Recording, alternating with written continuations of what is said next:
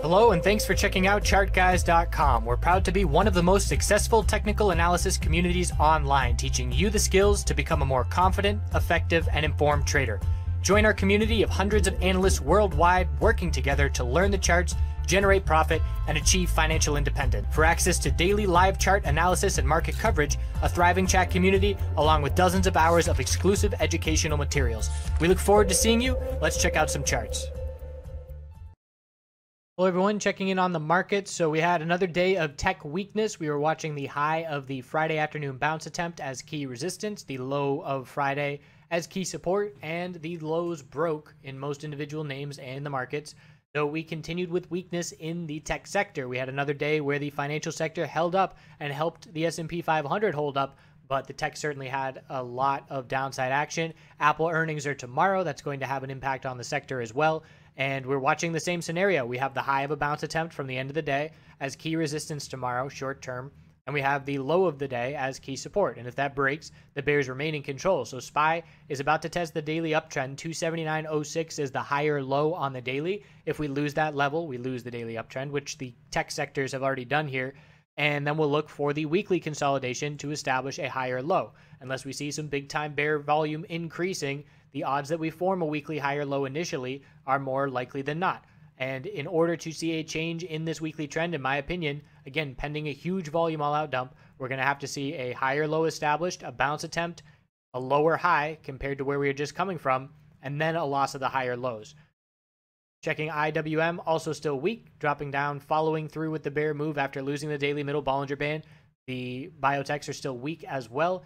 Now we're coming to the weekly support here, so big difference with IWM. We had a clear consolidation low of 161.67, and we're heading up to that level now with a potential bearish MACD cross, and this would be the most significant consolidation that we've seen in IWM since back in February and March, and then we had that big bull run to all-time highs, but this is some notable weakness, and it's a support level that's coming up.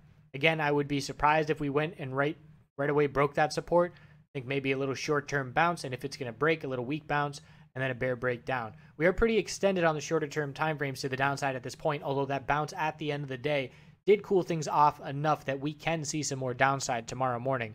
QQQ, there was a nice bounce there. That was my day maker of a trade. I actually traded TQQQ, which was the leveraged ETF that allowed for more upside on the bounce.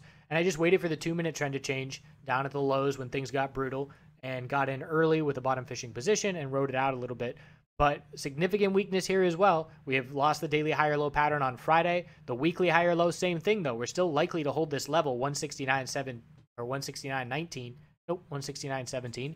And that's because we are still significantly above that level, and we've, the bulls have taken it on the chin 2 days in a row already.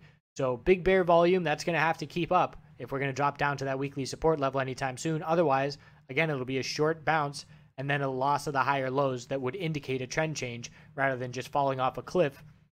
Going to have to see increased bear volume tomorrow in order for that to be the case.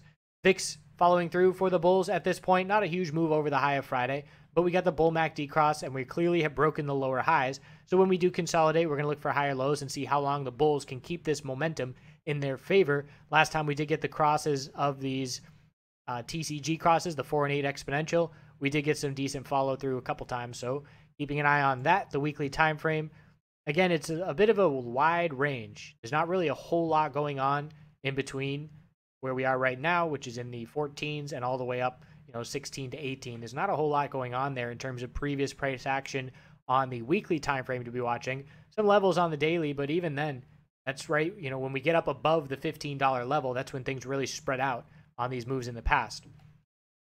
Financial sector, bearish reversal doji. So we're still looking for consolidation. We haven't lost the daily higher low pattern, surprisingly, on the financial sector. I do believe we are going to, but I've noticed twice in the past couple days this little inverse correlation in brief pockets where we see the short-term bounce on the tech sector after the all-out dumping. We see the financial sector pull back a little bit more when that goes on. I've noticed that a couple times, so it is something I'm keeping an eye out for, and that would tell me the potential that if we did pull back and lose the daily higher low on the financial sector, that could be our short-term oversold bounces on the tech sector if we do see that sector rotation going on, which I have noticed a couple times.